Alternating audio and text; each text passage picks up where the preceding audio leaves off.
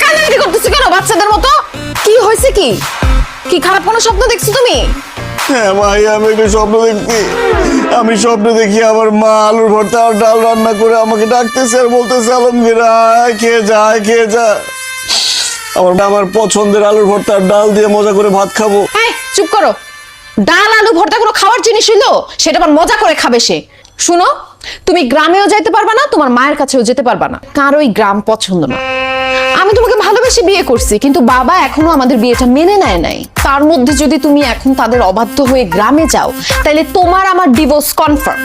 এবার বলো, গ্রামে তুমি তোমার মায়ের কাছে যেতে চাও, না আমার সঙ্গে থেকে আমার সঙ্গে সংসার করতে চাও? আমি তোমার সাথে সংসারও করতে চাই, আবার আমার মায়ের কাছেও যেতে চাই। বিবাহিত পুরুষের জীবনে এত সুখ হয় না আলমগীর।